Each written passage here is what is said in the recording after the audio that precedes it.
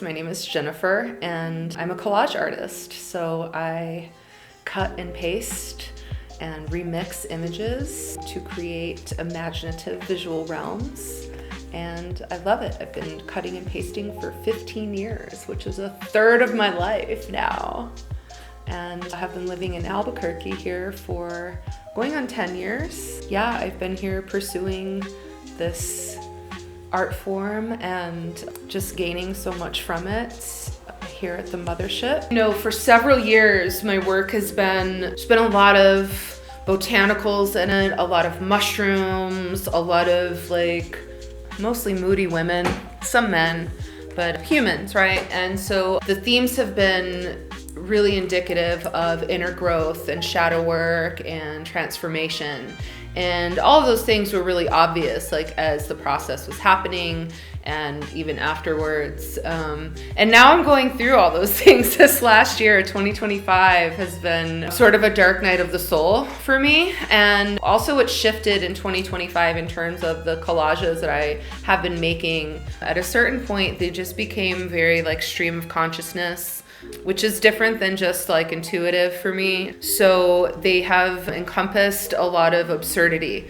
And I think that that is like representative of the absurdity of the way that the world is right now. And one of the things that I have found such a beautiful gift that humans have been given is our sense of humor, and to find like crazy, absurd, silly things and to find healing from that, or you know, something in that effect. So everything has been like very deep and kind of shadowy and symbolic of metamorphosis, and the metamorphosis was happening the entire time, and all of a sudden it hit me and I was like, shit, I've been going through all of these things that the art has been, you know, coming through me. I think that I have like at this point from doing this for 15 years is I have an innate way of organizing the things. So there's no like need to seek order. Like it just sort of comes about, and putting together things that don't necessarily, like I would never look at them and go, oh yeah, no, these go together or these make sense. And it doesn't really matter, because what's happened instead of like a visual acceptance is a mental acceptance that I don't need to understand it.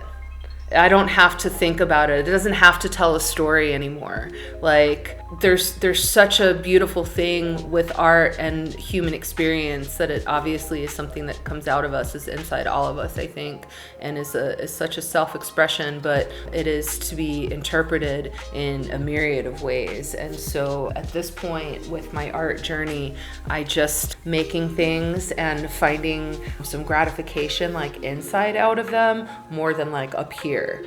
And yeah, a lot of them to me no longer have a story, but they have like a feeling attached to them, or actually a lot of feelings attached to them at you know, different points of like viewing them or whatever. So I'm tired of like seeing people's opinions on everything.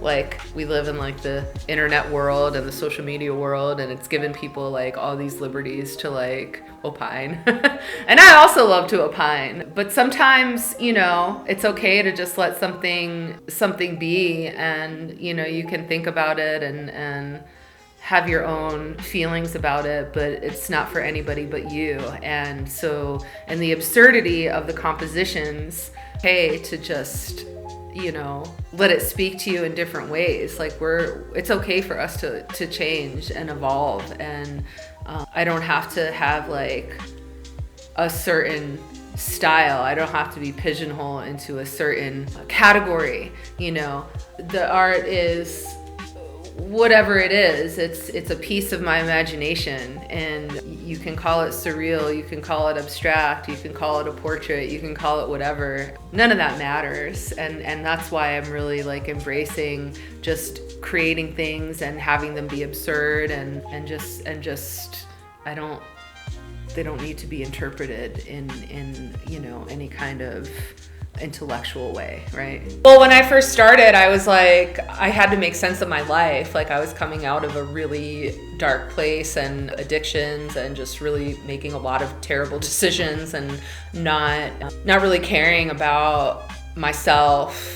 And so when I started collaging in 2010, 15 years ago, I was a completely different person. I was really like the shell of a person, and a lot of my work was really busy. You can actually see I still create busy work, a lot of layering papers, a lot of paint, a lot of handsy, a lot of like getting messy. And so the pieces outside in our inner circle show, there's a couple of them that reflect that, which is I knew that I was having to, well, get my shit together and get organized, and collage is order out of chaos. And when I started creating with collage and really pursuing it, I knew that right away. I was like, I'm trying to like get order out of this chaos that like I've made my life into. And so it was really piecing myself back together. And that's what I think is so beautiful about this art form, is that, you know, there's really infinite ways to go about it, interpret it, utilize it, make sense of it.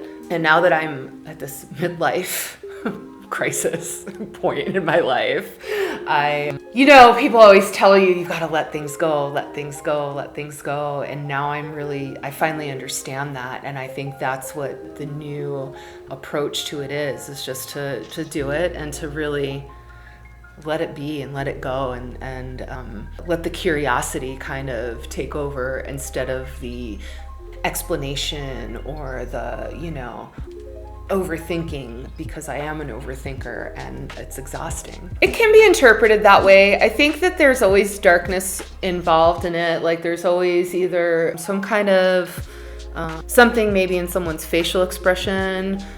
There's some kind of symbol of, particularly when I use fungi in the collages, they are very symbolic of the cycle of life and death, sort of an Ouroboros thing. I know what life has taught me is you can't see the light without the dark. And I think that I really appreciate joy. And I appreciate humor, and I appreciate positivity. And as time goes on and the longer we live on this earth, what I found is it's so easy to get into cynicism and negativity and anger, right? Like all those things they're almost like second nature.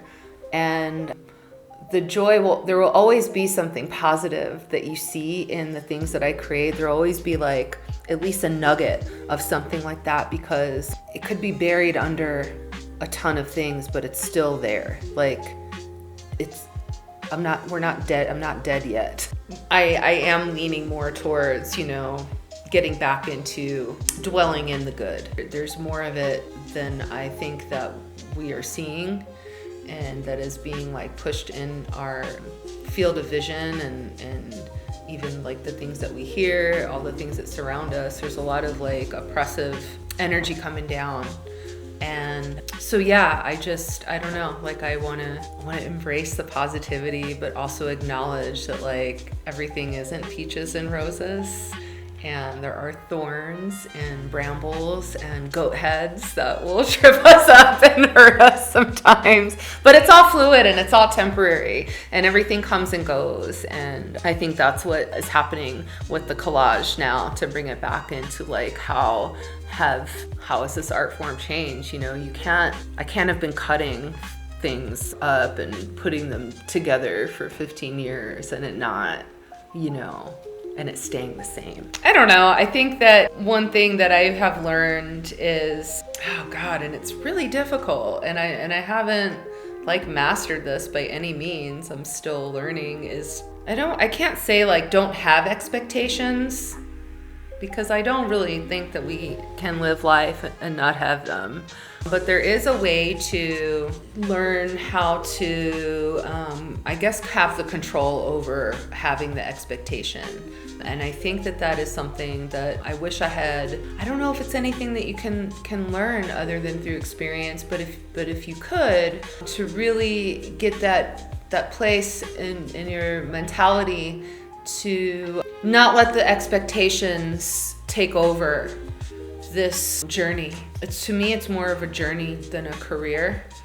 And to experiment also, you know, to not categorize yourself and like pigeonhole yourself into like, this is what I do and this is all I do. You know, it's okay to branch out and to try different art forms, to expand into like what I did was expand into different designing, like functional things and products is something that I've personally found joy in. That also has been helpful in terms of like income. Creating art for people's walls is, you will have to do more than that. Or maybe you won't. Like you might be one of those artists that, you know, sells wall art and makes a living completely out of that. So, and it's okay to admit that you really don't know what you're doing. And at that point in my life too, or like, I don't have all the answers, you know, but I certainly would say if someone, you know, and people would ask, you know, well, how do you do it? And what advice do you have? And yeah, definitely to try to control the part of your brain that has expectations and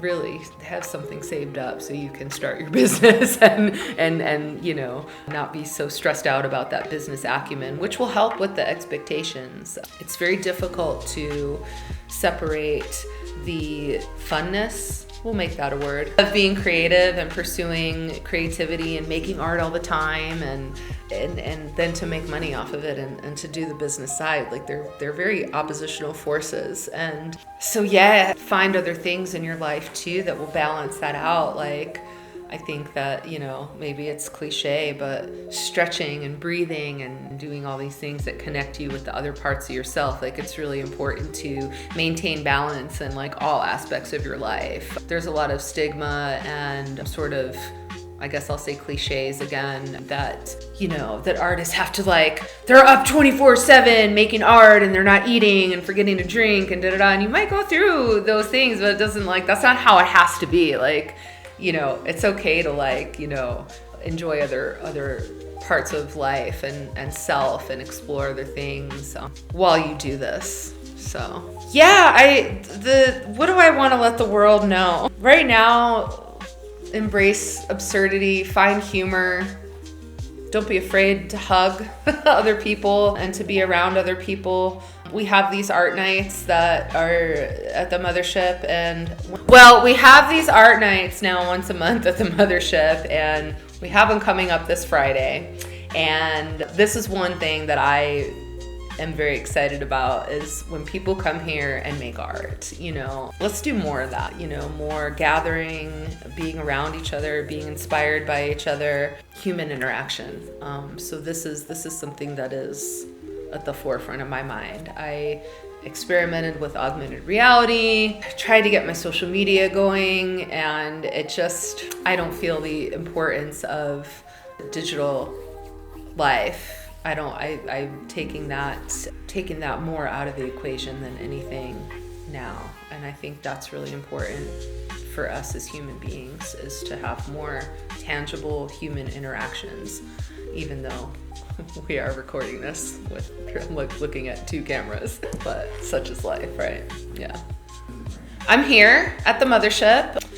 So message me is the best way to find out when I'm really going to be here. My goal is to spend a few hours here on Fridays and during the winter, maybe Saturdays too. I can be found online. I have the Facebook and the Instagram, and I'm LadyJennD on all the things. So it's LadyJennD. You can Google that too. That's always fun. And then I have a website where I have a storefront. You can see a couple other interviews too on my website. It's LadyJennD.bigcartel.com. I don't know. Can we zoom in on that? That's the thing. I also have work locally here at the Mothership. Got original work, of course, the studio, but we'll have some t-shirts, some more prints, and some stickers. I have originals and stickers at Enchanted Farms Mushrooms, which is a fantastic local women-owned mushroom spore front that they have near West New Mexico on Broadway. And I'm represented also by Secret Gallery. I have one of my continuum pieces there, as well as some art prints. So I thank everybody who's been purchasing some prints there. And then you can find collage kits, unique wall hangings, art prints, Nikki Zabicki shop in Old Town, stickers and prints also in Old Town, or stickers rather, at Salem's Tea House. So stay tuned for more creativities. Follow me to find out about that. And at Squidly Store, I have some prints and stickers and collage kits as well. But yeah, so those are all the places you can find me right now. It's a lot of places. Yeah. All right, yeah. I don't think I forgot anybody.